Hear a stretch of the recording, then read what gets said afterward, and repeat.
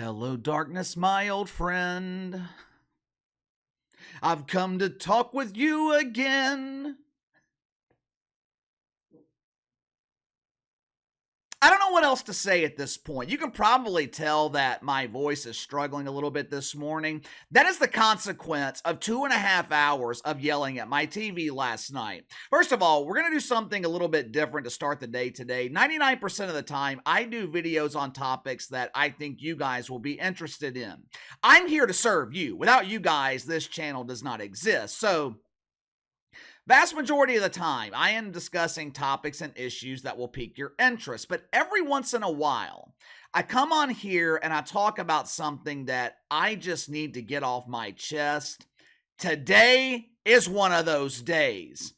I almost feel like I am in this emotionally abusive relationship with my New Orleans Pelicans. Have you guys ever been in a relationship with someone where it's just emotionally draining? It's completely exhausting. In most cases, the sign of a good relationship, the sign of a good marriage, it takes minimal effort. For the most part, things are easy. The relationship is smooth. Now, that does not mean there aren't struggles. That doesn't mean everything is rainbows and golden cucumbers. Every relationship has its low points, but in a good relationship, the highs outweigh the lows. I'm sure everyone has been in a relationship before where it's just emotionally exhausting. On those rare days when times are good, you know it's not gonna last. You're just waiting for the polish to wear off the turd so the shit can return. Most days you're asking yourself, what the hell am I doing? Why am I in this relationship? You don't have an answer to those simple questions because the truth is, you know you should end the relationship, but for some reason, you don't. That's where I am at right now with my New Orleans Pelicans. I am frustrated beyond belief. I'm tired of the lies from the front office when it comes to injuries. I'm tired of them treating Zion Williamson like he's not the leader of this team. Did you guys know, last couple of games, Zion Williamson has been called out first when the players are introduced to the crowd. Star players are normally called out last. Who's been called out last the last 2 games? Brandon Ingram. Why? Hell if I know. After the game last night, my wife gets up to go to bed. She's emotionally drained. She's just as big of a Pels fan as I am. I turn the TV off. I'm just sitting in my living room, me and Oreo. Oreo is my youngest Yorkie. She's actually running around the studio right now, but Oreo, she is the happiest dog I have ever seen. Nothing phases her. Nothing. She's always wanting to play. She will get hyper and bite you on your foot. You raise your voice at her, telling her to stop. She'll just look up at you with the biggest smile on her face. Hold on real quick. Come here, Oreo. Come here. Come here. Come here. This is Oreo. This is Oreo, the happiest dog in the world, and also the dirtiest dog in the world because she's been playing outside. She needs a bath. But anyway, Oreo is always happy, but after that game last night, it's like she knew now is not the time to be happy. We're sitting in the living room last night, and I just sat there for a few minutes asking myself, what the hell am I doing? Why do I continue to put myself through this? Why do I continue to get my hopes up with this team only for my hopes to get crushed? It's almost like I'm a glutton for punishment because that's what being a fan of this team is, punishment. If you didn't watch the game last night, you really did miss out because it was a classic game. It's like the script was perfectly written for Zion Williamson. The Pelicans were embarrassed by the Lakers on Sunday afternoon. They were exhausted coming off a long road trip where they played 3 games in 4 nights and 5 games in 7 days. The national media, most of whom know absolutely nothing about the NBA. I watched more of the national media in the last 2 weeks than I have all season because the Pels have been on national television. It is abundantly clear at this point, most of these experts in the national media, they do not watch the NBA. But after that embarrassing loss on Sunday, the national media, they were once again brutally criticizing Zion Williamson. He doesn't show up in big games. He doesn't care. He doesn't want to be in New Orleans. Last night with his performance, Zion Williamson told the national media to shut the hell up. This dude was absolutely dominant. He was a superstar, 20 points in the first half. Hell, in the first half, Zion and Herb Jones, they were the only players in New Orleans who bothered to show up to play. Larry Nance continued his trend of being a huge embarrassing failure. Willie Green, the little weasel, he has some weird boner for Larry Nance, and I just don't understand it. Watching Larry Nance play basketball, it's like watching the dump divers in the WNBA. Last night, Larry Nance comes into the game in the second quarter. Pelicans are up 10 points. All the momentum's on their side. First play, Larry Nance misses a wide open dunk. Next 3 possessions, it was 3 consecutive bad passes from Larry Nance, resulting in 2 turnovers. And it should have been 3 turnovers, but he was bailed out on one of them by Trey Murphy. During the second quarter alone, with Larry Nance on the floor, Lakers went on a 12-0 run and a 13-0 run. Lead got up to 18 points midway in the third quarter. At that point, Zion Williamson and Jose Alvarado, they said enough is enough. They completely took over the game. Zion ended the game with 40 points. He would have scored 50, but then it happened again.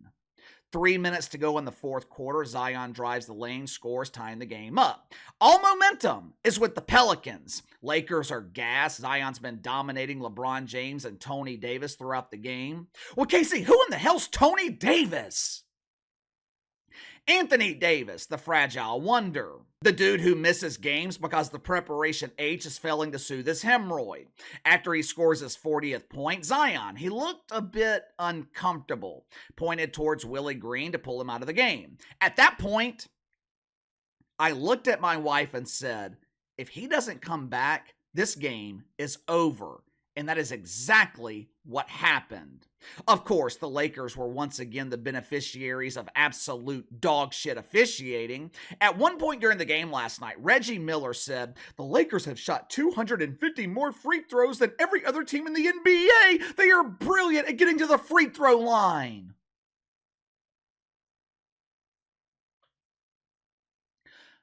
Go look at the numbers from last night. The Pelicans dominated the paint. There is no way you can justify the Lakers getting double the amount of free throw attempts than the Pelicans. In a league that is being plagued by gambling allegations, in a league that's plagued by accusations that players and officials are fixing games. The NBA continues to add fuel to that flaming ass fire. The conspiracy theories were rampant last night on social media. People were claiming that Zion Williamson was pulled on purpose so the Lakers could face the Nuggets in the first round, and the Pelicans could possibly match up with the young Oklahoma City Thunder. Now, in the past, I would have said these conspiracy theories were outlandish, absolutely ridiculous, but now, I really don't know anymore. It's entirely possible that the NBA is playing favorites, maybe even fixing games. I don't think that's the case. I hope it's not the case, but you really do have to wonder. As of the recording of this video, which is about 10:30 Wednesday morning, you guys won't see this till later on this afternoon because I have a dentist appointment here in about 30 minutes, but as of the recording of this video, we do not know the severity of Zion's injury. Some are saying it's a hamstring, which would mean he's done for the season. Some are saying it was just a cramp and he could possibly play Friday night. I am hoping it was just a cramp.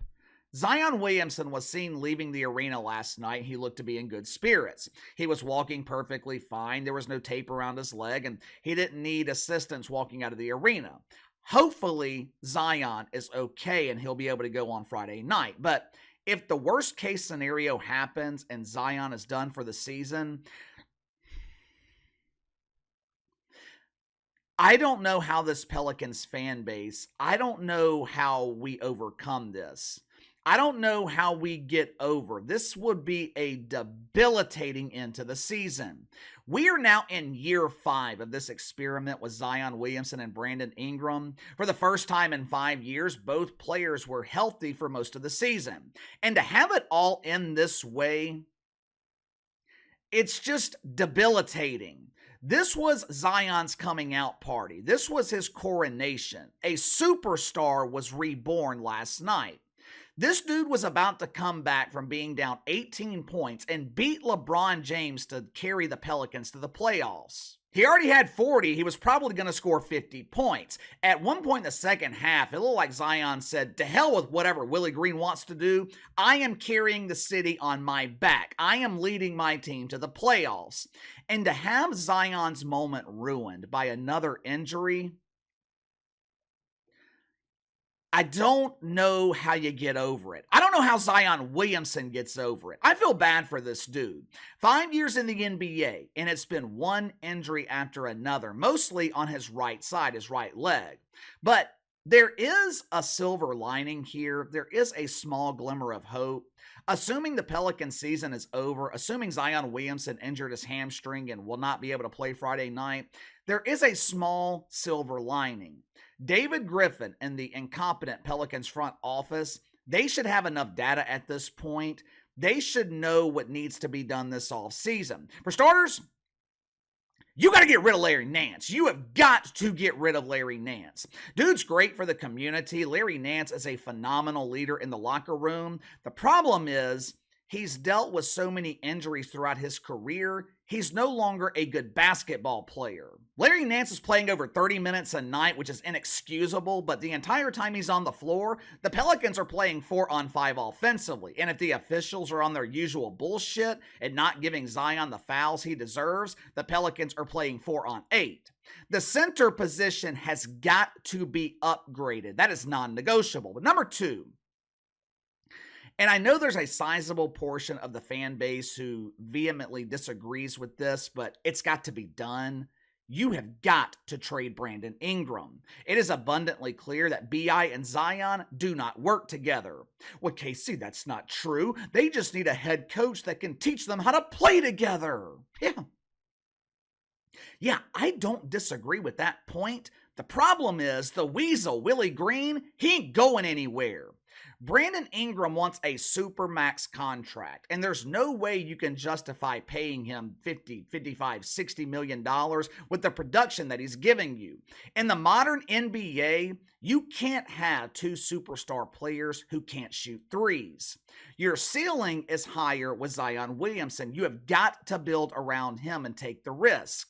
Zion had the Pelicans as the number one seed in the Western Conference last season without Brandon Ingram. Before these two games against the Lakers, the Pelicans were playing their best basketball of the season without Brandon Ingram. You have got to trade B.I. for a point guard and hopefully a serviceable center. Your only option is to build around Zion. What you can't do is use this injury as an excuse to run this same shit back again next season. You know, when I was growing up, I don't remember injuries being this prevalent in the NBA. I was young in the 90s, so correct me if I'm wrong here, but I just don't remember star players missing this much time due to injury. Charles Barkley, always on the court. Michael Jordan, Patrick Ewing, Hakeem Olajuwon, Kobe Bryant, Dwight Howard. Injuries just didn't seem as prevalent back then. Today, it seems like star players are consistently injured. Joel Embiid, Giannis, Zion, Anthony Davis, Kawhi Leonard, Trae Young. We have all these advanced analytics. We have all these advances in modern medicine and sports training. And it seems like star players are missing more time than ever. Give me your thoughts on this. I am emotionally exhausted with this Pelicans franchise. It is literally draining being a fan of this team. I hope Zion Williamson is okay. I hope he is good to play Friday night. Hey, Oreo. But as of the recording of this video, it ain't looking good. I'm tired of it all. I grew up following the Orlando Magic. I followed them through the Dwight Howard era, from Shaq to Dwight Howard. I don't remember, when I was a fan of the Orlando Magic, I don't remember it being this exhausting being a fan of an NBA team, but I don't know. I'll see you guys later.